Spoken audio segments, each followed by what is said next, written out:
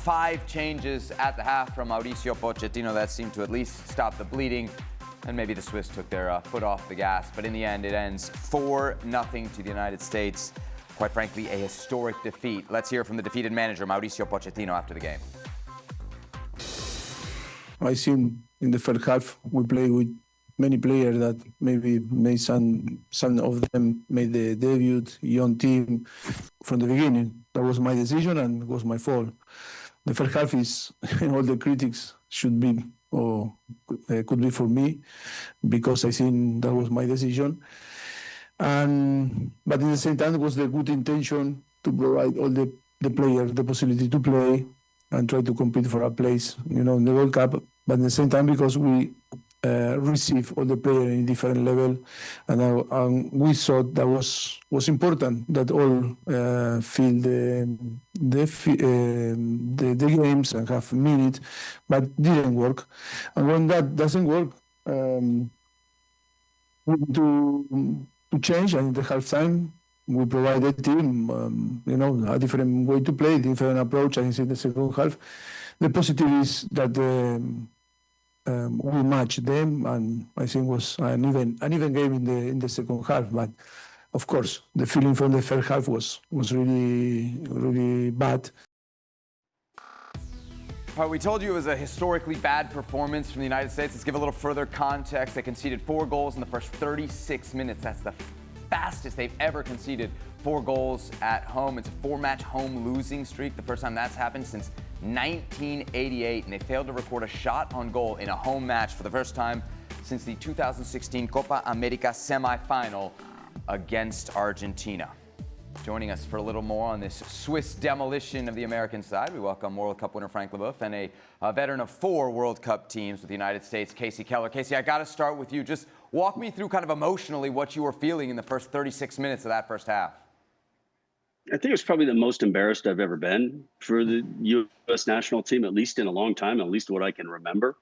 I'm not necessarily putting blame on players. I think Pochettino had it right. The blame's on him. I look at it from a way of, for example, Seb, let's say you go into your next contract talk at ESPN, and you're in that first talk and they say, Seb, we want you to be the president of ESPN. And you're like, really? And you go, well, okay, I guess I'll do it. I put the blame on as the company spirals into bankruptcy, I put the blame on the person that hired you, and then the people that hired the person that hired you in putting this company into bankruptcy. And that's what I'm seeing from U.S. soccer right now, and what I'm seeing from Pochettino. You have to know what players are capable of playing at that level. You can't just say, oh, let's throw this guy in and see how this works. And somebody told me this guy's pretty good, so let's bring him into camp and see where that goes. And I know we got players missing. And in previous matches when there was a stronger side out, then yes, I put more blame on the players. This would be a poor January camp game right now. And so I'm frustrated. I'm frustrated that we're this close to a World Cup.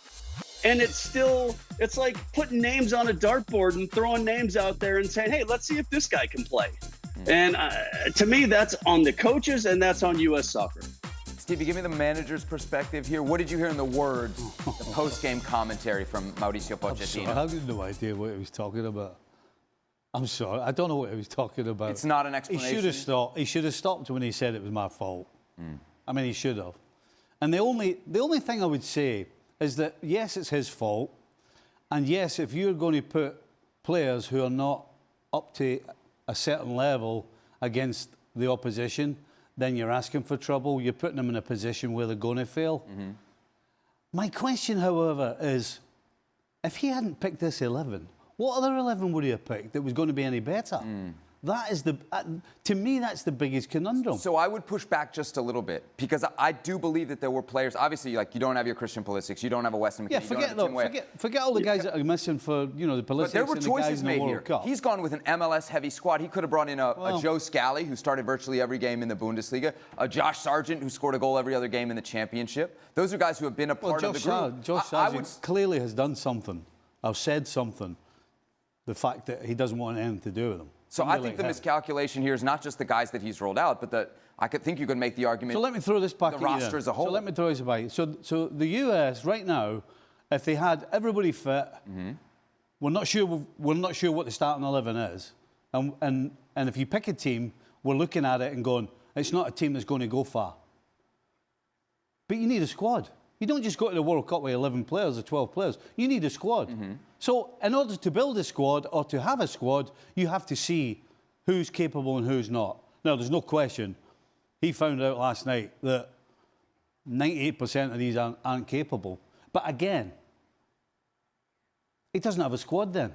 Because there may be a couple, there may be a Joe Scally, there may be a couple that could have played last night that didn't.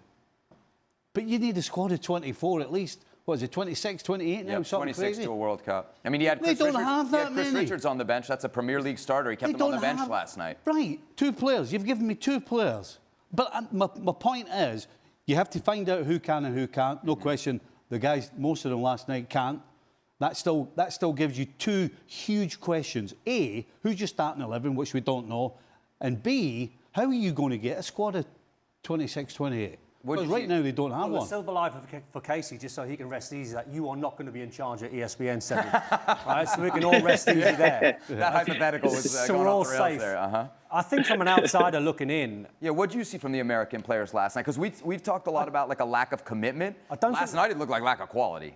That's exactly what it was. I saw a bunch of guys that were trying. I thought they tried to run hard. We've all been in games where you've got walloped, and sometimes the worst thing you can do is run around and try and convince everyone that you're chasing people down and you're running down and you're closing and your stats look good.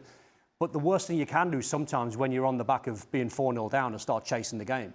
And if Stevie's playing at right back and he sees me in midfield running all over the place, and all of a sudden we get bopped and it's 5, and I run and I run and I run, they go, oh, Don's trying really hard, bopped, we get done 6 because I'm not in the right position.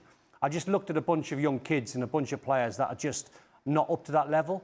Now, you guys can educate me who was on the bench, but what I would say, just to pick up on what Stevie said, because he's been a manager and I haven't, but I've been in squads. If you play too many, and I called them grade C, D players, there's every chance you're going to get hiding. I wonder why Pochettino didn't bring or put in a better starting 11, a stronger starting 11, i.e. 6 or 7 or 8 close to first-team players, and drip feed some younger players in, rather than going with a really, really young side or a really, really a bunch of guys that have not got a lot of caps behind them, because then... But that's my point, though. I know it is. That's what my point. They don't have 6, 7 or 8 who... But he said he's made a mistake, which means he did have another... In his mind, there was another move to make. You know, if you're picking a team... He's not saying it for that reason. If you're picking a team... He's taking the blame for the... He's taking the blame... Just saying, hey, the pool's bad, and I'm going to take the bullet. Anything and everything you want to throw, it's not the players, it's me. If you're picking a team... Is that the right move? Well, yeah. Yeah. It's the right move. Given the situation. And it's also true. If you're picking a team, you try to lean on a lot of experience to cover 3 or 4 younger players that you're going to put in the team. Frank, I see you nodding your head along to what Stevie's saying, or what it seems like Stevie's saying. What do you make of this situation for the United States? Well, I already said that when Pochettino signed. I think the only time for me that I blamed him is when he signed for that job, because I think it was too late. Because the reason I don't want to blame him, because he tries something, but the timing is too late. The federation, I don't know who decides to get a coach, a national team coach, has been made too late. And on top of it, you took somebody who knows nothing about the MLS, nothing about any American players. And I already say that when he signed, is the wrong choice, because he does another player. So what he does now, what he tries to do, is to get players, because when he got the so-called best players, he wasn't satisfied. But it's 1 year, 1 year before the World Cup. It's already too late to change something. So now he rushes anything, putting like 4 or 5 new players to see, and being smashed every game that he plays. So again, it should have been thought through, like maybe 3 years ago, and decided to prospect and to inject some players little by little. But it's too late. So it's a big revolution. But it's not going to work like that. It's getting worse and worse. And I don't know how they're gonna deal with that, because the World Cup is on the American land. So you have to produce And right now, they're not going to produce anything. Casey, it's 4 straight losses. Right now, where's your confidence in Pochettino when it comes to doing what he has to do to get this team in the right place come the World Cup? Well, here's my one only little argument with Stevie, and I agree with what he said for the most part, but he made 5 changes at halftime and it got better. So obviously he made some terrible decisions to start the match because he had players on the bench that came in and made the side significantly better. And that wasn't even including Chris Richards, who just won an FA Cup. You know, So, But you know maybe it's Switzerland, when we calm down, Yeah, you know, you that- have to accept well, the fact that doesn't of count. course they did. But you're already saying, though, that I had to make changes because these players weren't good enough. And the players I brought in were going to change it. So that's telling you something right there. Casey, do you believe in him? Do you believe in him right now? No, of course not. I mean, how could you? There's nothing that he's done that has told me, wow, he knows what players, how to align them. Because, for example, to all your point, you had a bunch of young kids in there. Maybe you threw too many in. So what did you want to do? Did you not watch Switzerland against Mexico and watch how they just ran past them? Are you then going to try to press high up with a bunch of kids and say, oh, by the way, leave a whole bunch of space behind you because they're much faster than you are and more experienced. So just come run in behind and score a bunch of goals on us. I mean, there's also a tactical side of that, Stevie, that you have to say, my players aren't as fast as the opponent. I can't give them that space to go in behind. And that was not the case either. So I'm looking at both a personnel issue, a tactical issue, and right now with a depleted side, 100%, no question about that. But you are absolutely just throwing darts against a wall to see who gets to play because you don't know who's capable right now. And you've been in the job long enough. And I know from people in MLS that there was conversations that, hey, the coaching staff's going to come to matches and we're going to meet with you and we're going to do all that. And I know that none of that has happened. I thought that was the whole thing about being a national team manager is you don't have the day-to-day. So you go out, you meet with players, you meet with coaches, you do all this to make sure that you know who's ready to go for you when you're ready. What did Serginho Dest say the other day? He said, I haven't spoken with Pochettino before I got called into this camp. So here's the player that you think is going to potentially be one of your starters, and you've been the manager now for quite a while, and you haven't even called players on the phone. I thought that's what a national team manager job was because you don't have them day to day. So you have to do all this other stuff around to be able to make sure that you know who's ready to play for you and who's ready to fight. And that just does not seem like the case. Casey, Gold Cup starts on Sunday. Usually if the U.S. had a B or a C team and they were sent into the Gold Cup, we would still say expectations are at least get to the final, right? Having seen the performances, I guess in the Nations League, we can add those, the last 2 games. What are your expectations of this U.S. team heading into the Gold Cup? Do you still expect them to reach the final? Potentially I don't win necessarily expect them to reach the final, but I expect them to at least be better against this opposition than we've seen against, the last 4 matches. And I think that's still frustrating. And I think it's still an opportunity for some of these guys to redeem themselves, albeit I don't know how they're going to be judged. You're playing against a good Switzerland and you got ripped apart. Now you're going to go score a goal against Haiti. And I'm supposed to think that you're ready for a World Cup. And Gold Cups have been opportunities in the past where guys have come in and gotten matches where maybe they wouldn't have. I was a little bit surprised, even let's take a step back. You had these 2 friendlies, which were going to be probably more competition than your group stage in Gold Cup. I would have loved to have seen a situation with somebody that needed a little bit of a break to say, hey, come into camp, play these 2 friendlies, and then go on vacation and give yourself an opportunity to recharge before you go back to your club scene. And then I can look at some guys who maybe aren't quite what I think yet against the likes of a Haiti, not against a Switzerland that is going to rip you to pieces. So I thought that was a mismanagement as well. But I expect them to get through that group, even with this group, because I think there's going to be a lot to prove. I don't have a lot of expectation after the group stage. All right, Casey, we've made you relive that 4-0 defeat long enough. We're Thank 16 you. minutes into the show. We'll say goodbye for now and remind everybody that you can catch more of Casey, of course, over on Fútbol Americas, which is available on Mondays and Thursdays here on ESPN+.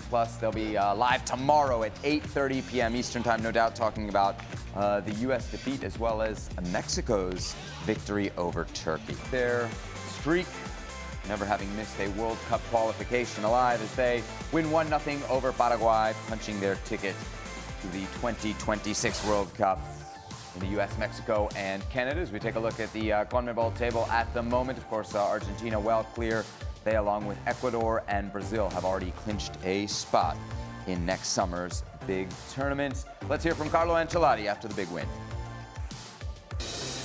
Muy bonitos, en todos los sentidos, muy bonitos. El recibimiento del pueblo brasileño hoy en los estadios. Me han regalado un montón de camisetas. El ambiente dentro de la CBF, que es un ambiente fantástico, una familia.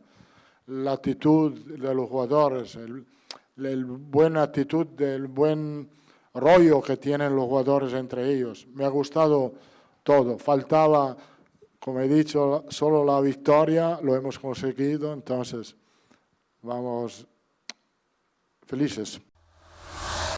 All right, Frank LeBeouf still with us. Joining us now, Gab Marcotti. Gab, Carlo Ancelotti, your boy shows up. Everything's fixed in Brazil, right? Yeah, exactly. 2 games, 2 clean sheets, 4 points. What were they worrying about? Of course he's got this sorted. I mean, look, I think, we saw a little bit of a development compared to the first game, having an attacking midfielder in there like Matias Cunha behind the striker. That was at home against Paraguay. That all makes sense. I think he's generally playing it safe so far. He wants to familiarize himself with the choices he has. He didn't actually pick this first squad. I think we all pretty much know that. But then once he was there, he kind of went with the flow. He's keeping things simple and trying to drive things with his personality while he's there. There'll be time to work on things, time to maybe for major surgery, possibly. But he was never going to do this in this first sort of international window. Don, how significant is it that it was indeed Vinny, who's kind of Ancelotti's guy from Real Madrid, that gets the goal here? Yeah, but I thought Rafinha was the star of the show watching the game. Yeah. But I thought just listening to Ancelotti there, he's an intelligent guy. We've just seen Pochettino waffle on. I mean, I know he got a defeat and, there's a different side of it when you get a win to a defeat. But when he sits there, he talks well, he speaks well. He mentioned the fans, he mentioned the beautiful reception, the beautiful reception that he's got inside the stadium. So he says all the right things. He's very experienced. He knows exactly what he's doing. And he's got a terrific opportunity, but he's got some really good players to work with. Everybody's bright and breezy and got a smile and everybody's attitude's great and it feels like a family.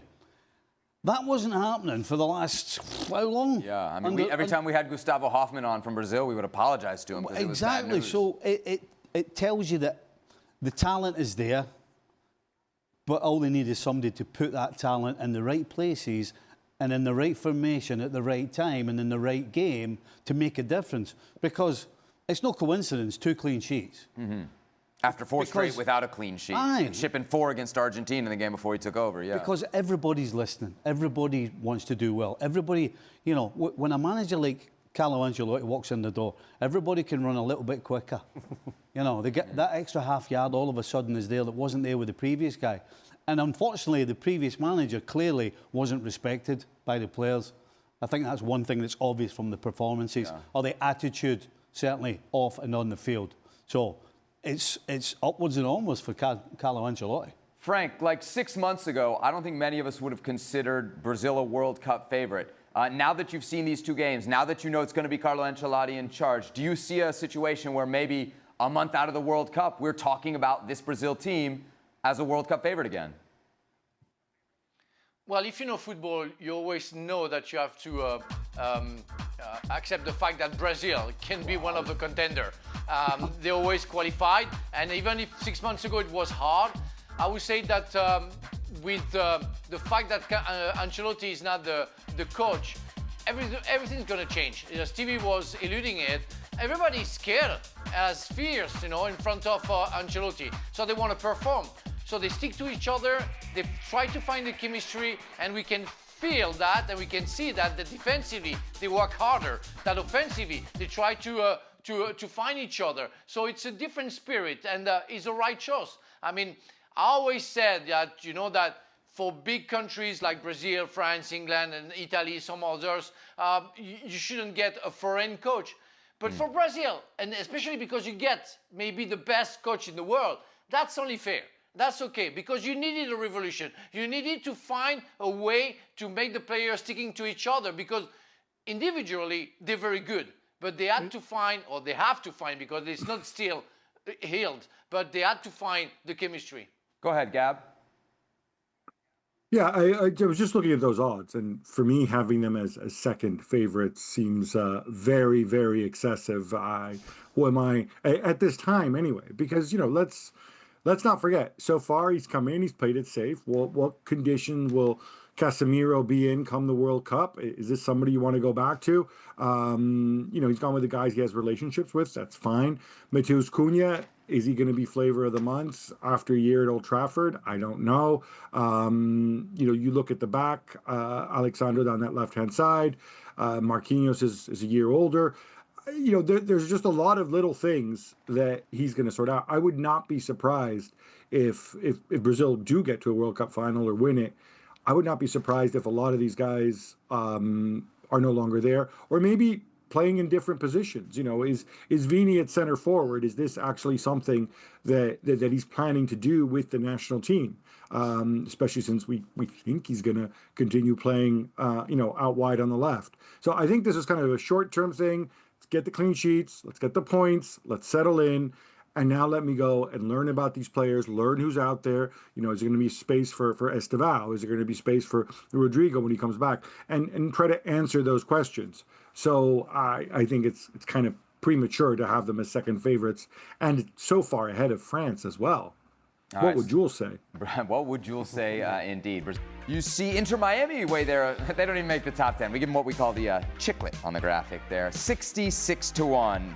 Lionel Messi's team, that's their odds to bring home the title this summer. Of course, their owner is Jorge Mas, and he spoke recently with ESPN's Lizzie Becherano about Inter Miami's ambitious future plans.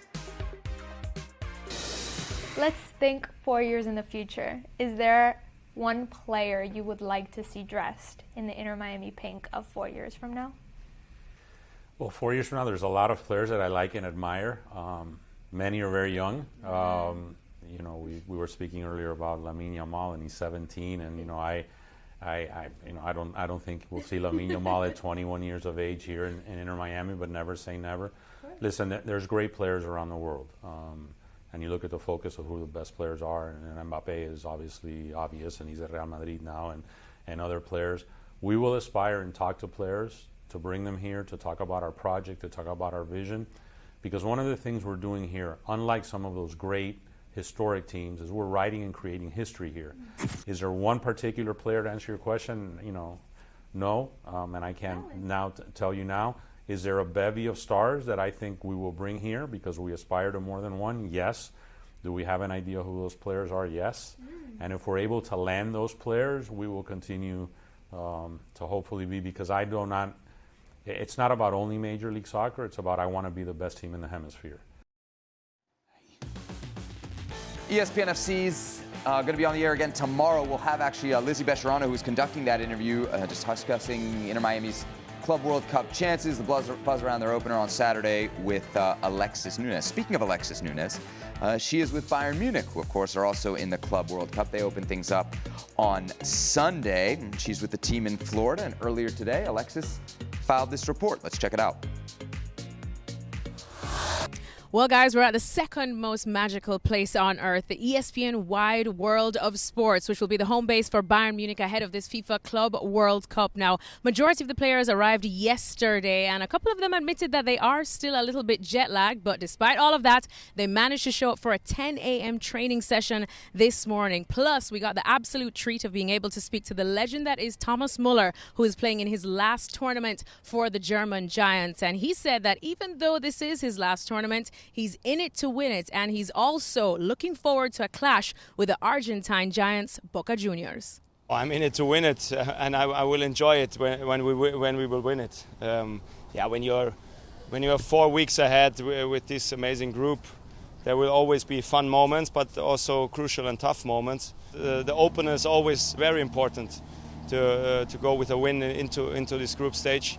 But also the game against Boca, I think it's in Miami.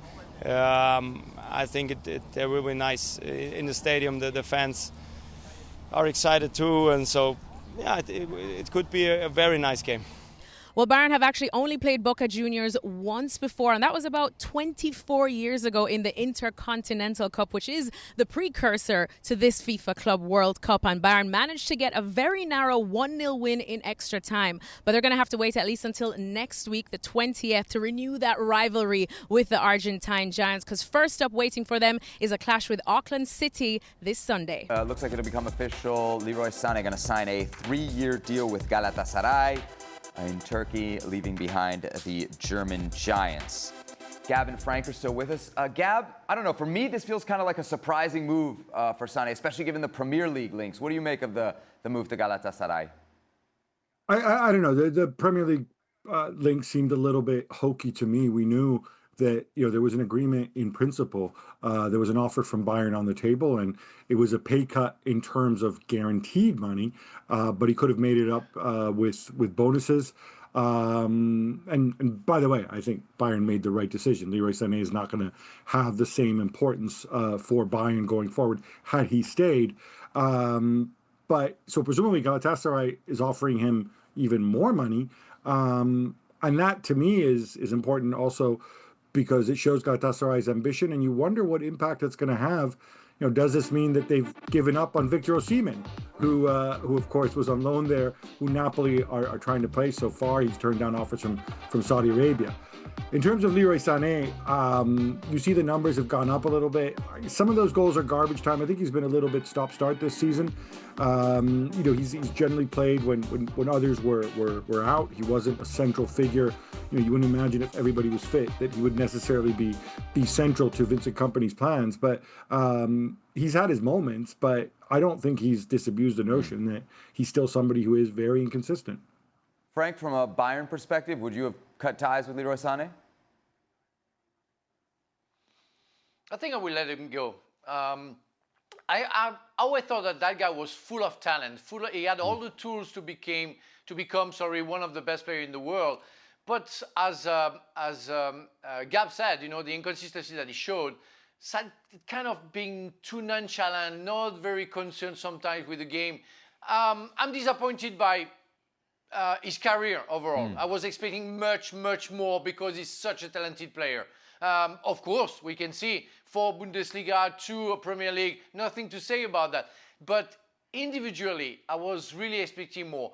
Now, on the Bayern Munich side, I completely understand where they want to go.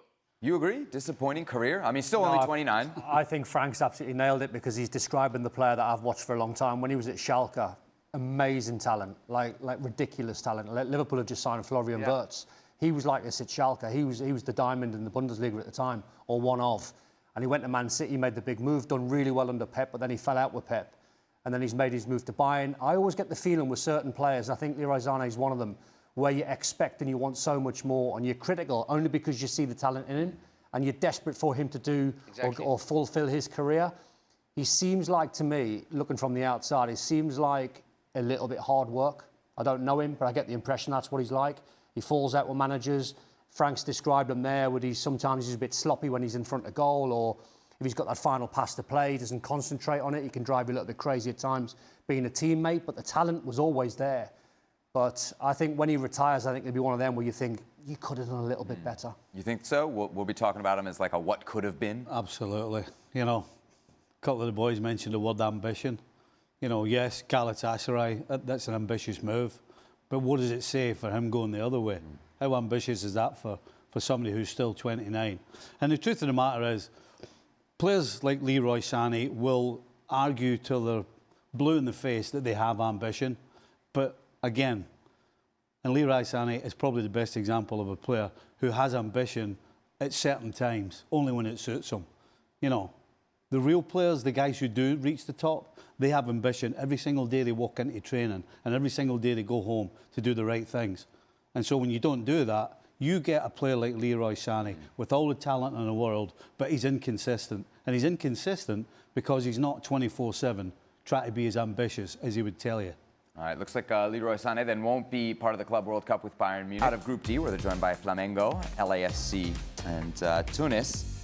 Chelsea missed out on a couple of signings in this Club World Cup window, Frank and Mike Maignan and Jamie Gittins. Do you think they'll get to those guys eventually?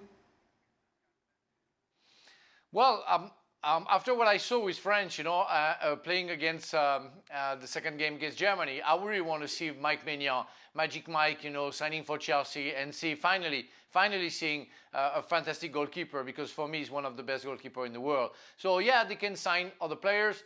They're going to sign young players. So what can you expect from them? Mamadou Sarr is about to sign, or he already signed, but we can't expect anything from somebody who only played like 30 games in his career.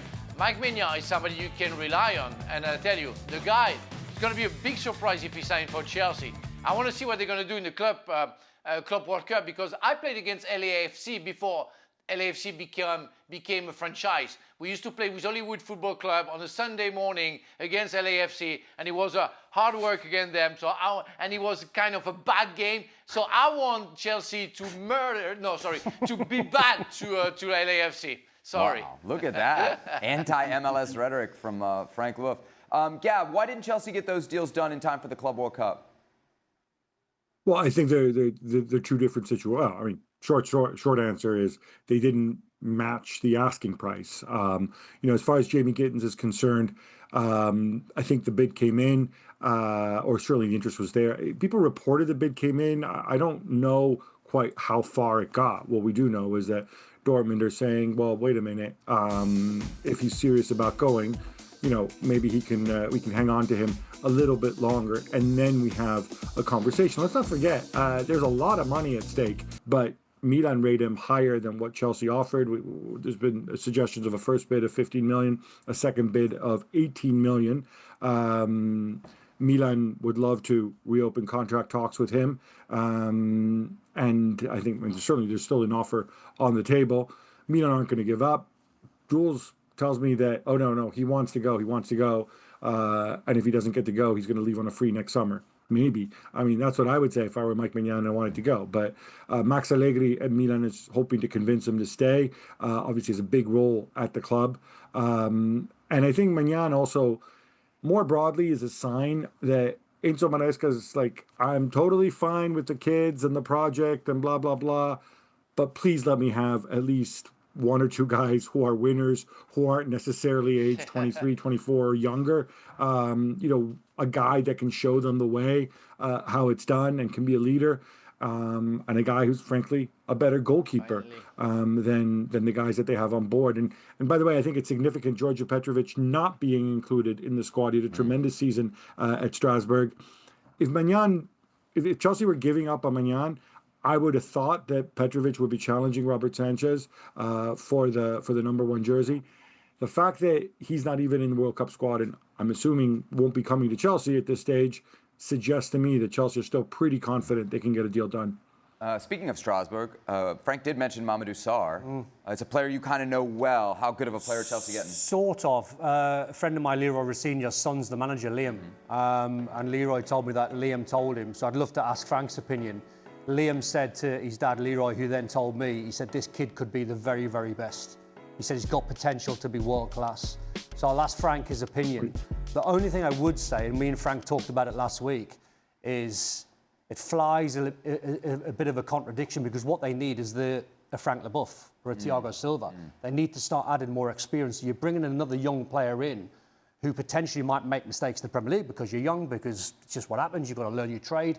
But it's talent-wise, Frank, has he got it? Is Liam on it when he says he's potentially world-class? Yes, he could be a world class, but how many players we've seen coming to Chelsea or any other big club and not performing because it's a different world. So you play for Strasbourg, you're young, it's a family club, you know everybody takes care of you, but you're not in the spotlight where everybody's gonna analyze every time, every 3 days, what you're going to do and how you're going to perform, because you have been paid such a big amount for a transfer fee. So it's a different world. And we've seen that. Badiashile, Disasi, I think there was another Sarr before. He was on loan after. There's so many French players that I've seen coming to Chelsea and not being performing enough because they don't have the seeds. They didn't grow enough. You need time, but Chelsea doesn't give you the time. The fans, they want performances. The media, they want results. And when you are Mamadou Sarr, even if you have all the talent, and I played against his father, and I hope he's going to have the talent of his father, you can maybe hope for something, but you're not sure about anything. And that's, for me, the issue. All right, plenty more on Mamadou Sarr over on the Transfer Talk portion of our website. Make sure to bookmark it over at ESPN.com for all the latest throughout the summer transfer. I guess we have to say now the summer transfer windows. Check it out over on the website. All right, let's get back to the international game. Of course, England losing to Senegal 3-1 yesterday. Thomas Tuchel had this to say about Jude Bellingham. Quote, "I think he brings an edge, which we welcome and which is needed if we want to achieve big things. But the edge needs to be channeled toward the opponent, towards our goal, and not to intimidate teammates or to be over-aggressive to teammates or referees. He has the fire. I don't want to dim this down. He should play with this kind of fire. That's his strength." Tuchel would continue, but sometimes you see the rage and the fire, and it comes out in a way that can be a bit repulsive. For example, for my mother, when she sits in front of the TV. I see that, but in general, we are very happy to have him. He is a special boy. He is a nice kid and very open, very intelligent, and very easy to manage so far. I'm going to go to you first on this, Don. What do you make of the comments there from the manager towards one of England's bright young stars? Well, do you remember the conversation we had yesterday? And you said that I wasn't sold on Thomas Tuchel. And I said, I'm not sold on him because he's not warm, but I can't put my finger on it. That's exactly the reason why I can put my finger on Thomas Tuchel's not going to succeed with England. Because that is example A on how potentially you could lose a player within 5 minutes. In one message you send across and you say sometimes his behaviour is repulsive. That's a strong word. That's an unbelievable strong word to use against a player. So straight away, if you're Jude Bellingham, you ain't going to be happy with the new manager and what he said about you. And the fact that he brought his mother into it as well is very, very odd and very strange. But it's a strange comment to make about one of your potentially superstar players. So this is the reason why I'm not sold on Thomas Tuchel's management in terms of his man management, because that is example A on potentially how you lost a player within 5 seconds. Gab, what do you think? All right, I'm going to stick up for Tommy T here, and not just because I think it's very sweet that his mother watches England on television. Look, he's not a native English speaker. There are some words, there are some words that have a different meaning. Like the word disgrace in England means one thing. The very similar sounding word in Italian or even in French means something else. It means unfortunate. It doesn't mean disgrace. And I think the word repulsive, I think the word that he was looking for is maybe something like off-putting or deflating.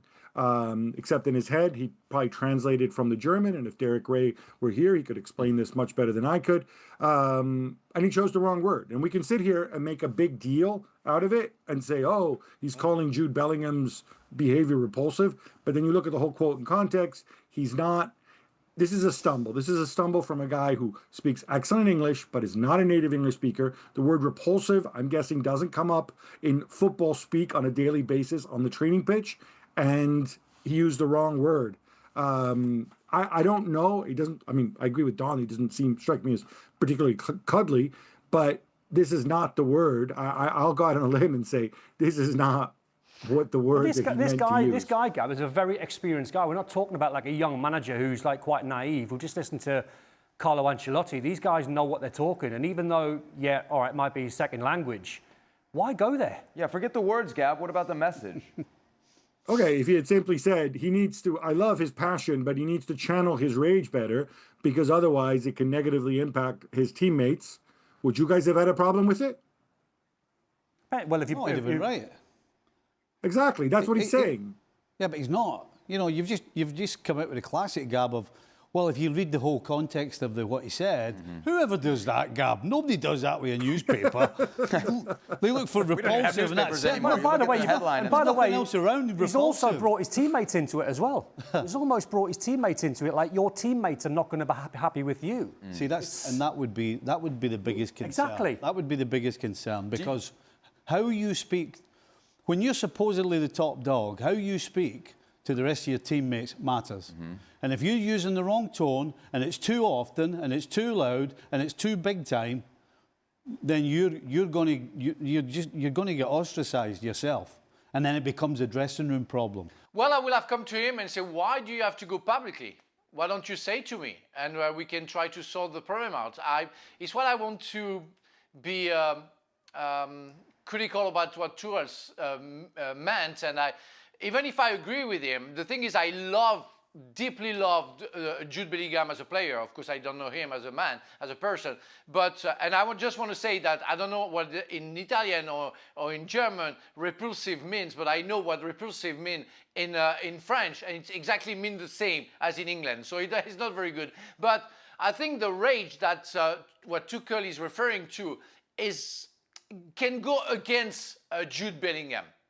And that's a pity, because that guy has so much talent that he gets out of his nerves and loses the game and the concentration that he needs because of that rage. So I think what Tuchel wanted to point, but why doing it, especially in England, where you all know that the media are going to get crazy and going to use that. So it's going to be a big time issue, and it's not going to be good for the dressing room, that's for sure. But yes, I really want Jude to calm down, to be more focused on what he does in his job, because he's such a talented player, so important for England. He's really the future of England, and he has everything to be better. But the rage, he looks like Roger Federer in tennis when he was younger, throwing the racket tennis, being upset, insulting referees, and suddenly he decided to calm down, and he became the best in the world.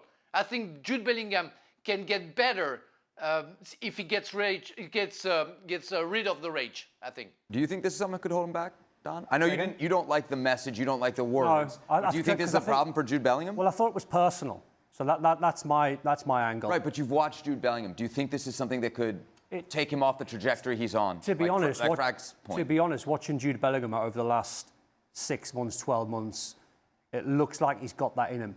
It looks like he has. Is that what makes him tick? Is that the other argument that you don't want absolutely. to take? When Thomas Tuchel issued that statement, the first person I thought of was Wayne Rooney. That's who you're describing. Why would you try and knock that side of someone's game out of him? Now, yes, you've got to temper it, because you can't just go around, having to go at teammates and calling teammates out and throwing your arms up in the air if someone misplaces a pass.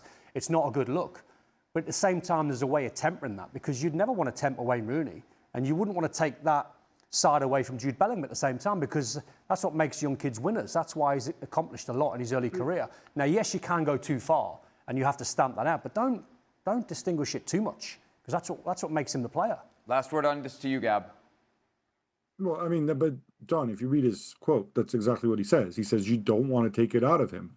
You want him to channel it more effectively. That's part of what makes him a great player and whatever else. So if Tommy were here, he would agree with you, Don. He would say, yeah, Don, that's right. I don't, I might want him to temper it, but I wouldn't want him to lose it. That's what he's saying. He used a stupid word, maybe, stupid example with his mom watching television, maybe embarrassed at, the hiding they took from Senegal following on from the horror show against Andorra. And he's decided, let me be the lightning rod, maybe, and do this. But the bigger picture, Gab, the bigger picture, is he going to be like that with all of the England players? I can't imagine the England players Wilmington, where they loved Southgate. There's an elephant in the room, which dates back to the Euros. And the people who covered England can tell you about it. Jude Bellingham with England has not been exactly straightforward vis-a-vis his teammates, vis-a-vis the media, and so on. And I think that might be part of what he's alluding to as well. Obviously, it's a special talent. People joke, oh, look, he's Billy Big Time. Well, he plays for Real Madrid. He's entitled to be Billy Big Time. When he's surrounded by guys from Crystal Palace and Morgan Gibbs White and God knows who else. But obviously, you need to challenge it in a certain way, and he needs to grow up. He's still a really, really young man. And I think that's another point that Tuchel made. He's growing into his role. And did he use the wrong words? Of course he did. But and now we're all spanking him for it. But I wouldn't read too much. I don't think Tuchel's lost his mind all of a sudden or anything like that.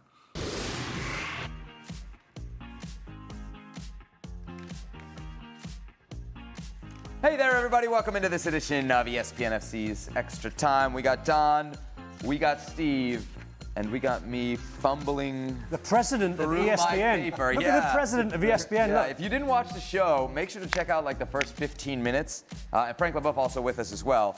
Casey went on this weird tangent where somehow I was the president, not just of ESPN, but of a failing, bankrupt ESPN. Yeah. Really, and we've all got no jobs. Yeah, exactly. Sorry, it was my fault there.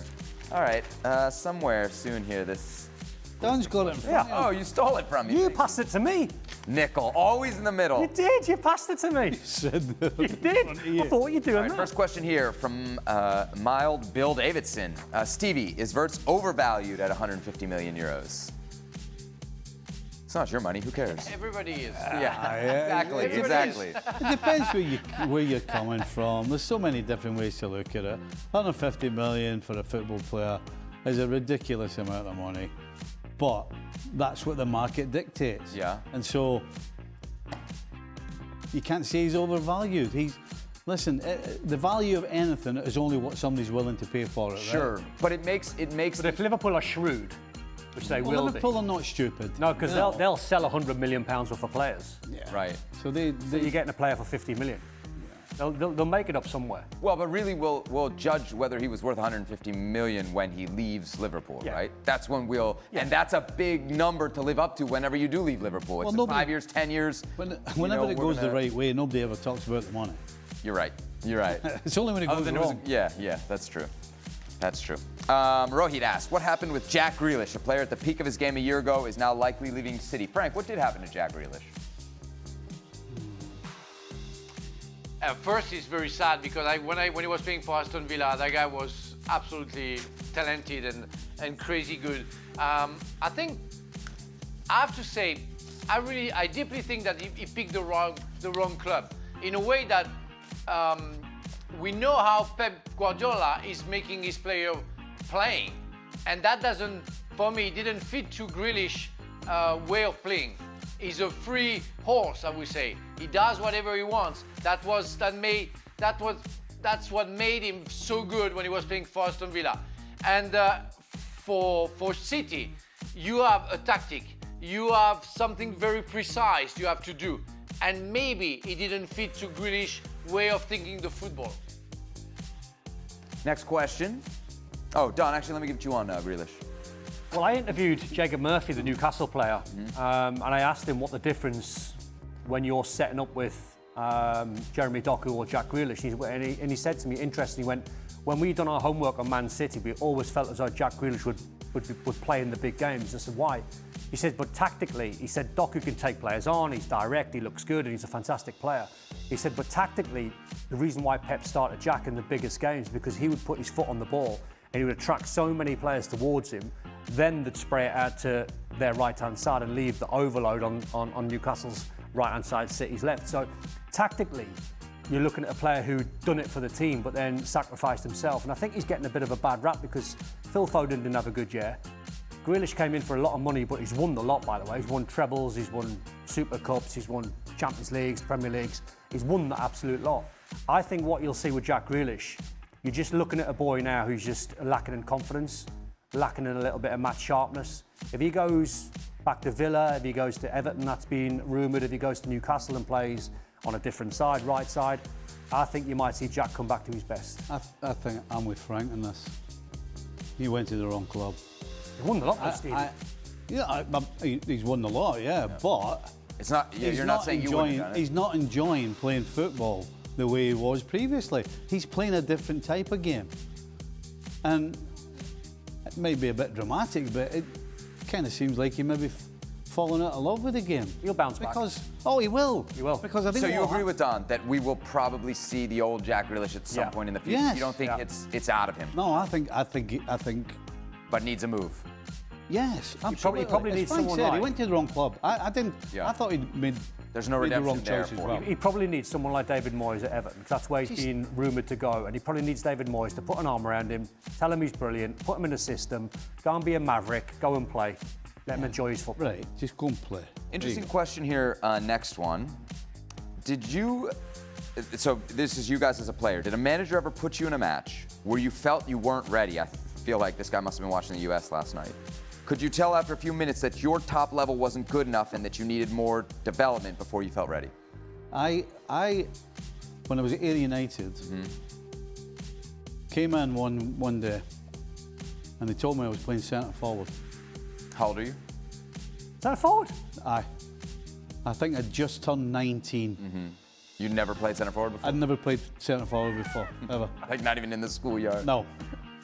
No. I'd never played centre forward before, whether when I was in the boys' club, when I was in the U18s, then when I was in the reserves. How'd it go? I was back at full-back after about, I'm going to say 25 minutes. Really? Yeah. Yeah, it's a completely different world. I had one playing for Craig Brown who I absolutely loved being the Scotland manager, and he pulled me before a game against Croatia away. And he said to me before the game, he went, "Can you do a job for me tonight?" And I've gone, "Go on." He went, "Can you man mark someone?" And I've gone naively, "Of course I can." Right. And what can that be? Just follow someone around the pitch. I played against Prozinecki. It was like his Zidane's of that era. And he absolutely tore me to shreds. He took me to every part of the pitch I didn't want to be in, just to make space for other players. And whenever I tried to get close, he took the ball past me. He wasn't particularly quick, just like brilliant feet, great balance.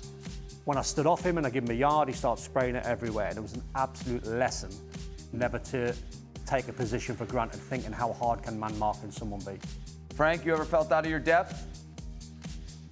No, I was lucky enough to start in small clubs, you know, and not reach the national team before I was 26. So I didn't have to experience that, having a lack of maturity in front of any opponent or team or national team. So no, I was really lucky, because it must be a nightmare to feel so inferior comparing to some others. I spent most of my brief playing career feeling that way anyway.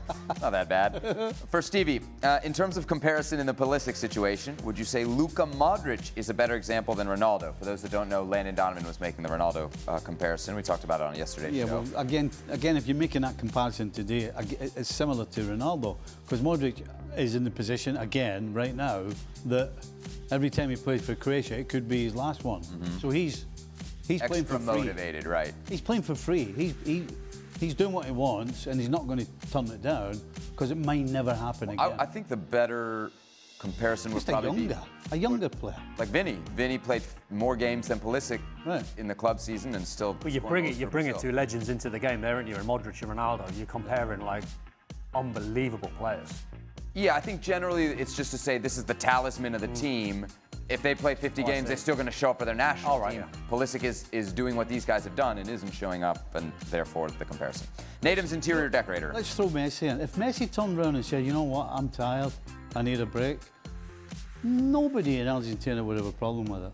No, because he hung a banner already. They don't care. Sure. Yeah. Yeah, but nobody would have a problem. Yeah. No, I think the app comparison has to be younger players. Yeah. I think Vinny's a really good one. Yeah. It's a little different. One's a World Cup qualifier. You brought it up. Okay, whatever.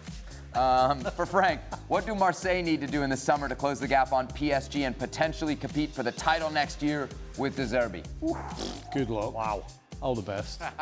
Find some oil fields. Sign the PSG players. Money. Sign all the PSG players. The groundsman's digging the ground and all the oil comes out. Yeah, money talks. Can they print cash? Nobody can compete with Paris Saint-Germain. Yeah. Yeah, they need cash. They need cash in order to buy players, because they have a good team. But comparing to Paris Saint-Germain, we are talking about the team who spends so much billions in order to win the Champions League, and they achieved that.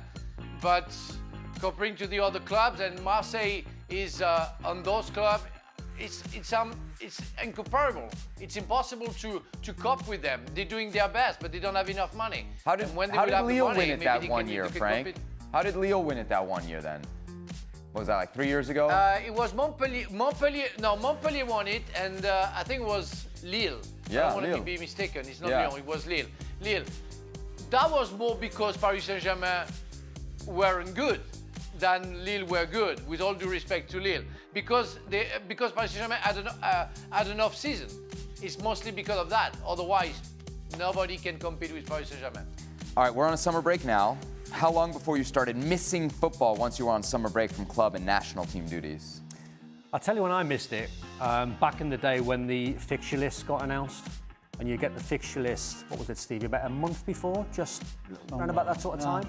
And then you see the fixtures. If you're at Liverpool, you see the Everton game, you see the Man United games, and you start getting the blood flowing and the juices going. And then you've got to go out to the pre-season. And I said, would you get the fixture list before pre-season or in it? Around about the same time. Okay. Probably just before. Probably just before when you're on your holidays. So as soon as you start to miss it, you're back to it, basically. Well, yeah, but then you've got to go through pre-season, which you hate. Okay. Back in our day, because it was a running pre-season. It was not today's pre-season where the ball's out. It was you didn't see a ball for a week. It's cross-country running for a week. Do you ever miss it, Stevie? No. No. And by the way, on yesterday's show, I said Ayia Napa, my holiday destination, was in Greece. Yes. I was I was 700 miles out. It was in Cyprus. To be fair, nobody on this desk was going to call you out exactly. No, but even I knew it weren't Greece when I said it. I was 700 miles out of Cyprus. Okay, Frank, how long before you started missing football on your summer breaks? Because I was playing with the national team, and every summer after the Premier League, let's say, we had to go for tournaments, whatever it could have been. When I heard that the players of my club were going to the pre-season, is when I started to say, I meet the guy, I want to be with the guys, and we know that you stick to each other, that the chemistry comes together with the preseason. So yeah, it's when I was starting to be impatient to find my teammates again. He had that FOMO, the fear of missing out. All right, last question, very fitting. It's a percentage question for Don. Don, percentage chance Scotland qualify for the World Cup. Well, here's the group, Stevie. Belarus, Denmark, Greece, and Scotland. So we're a better side than Greece. We're a better side than Belarus. A 50-50 with Denmark. Okay. Stevie, you going to go higher or lower than 50-50?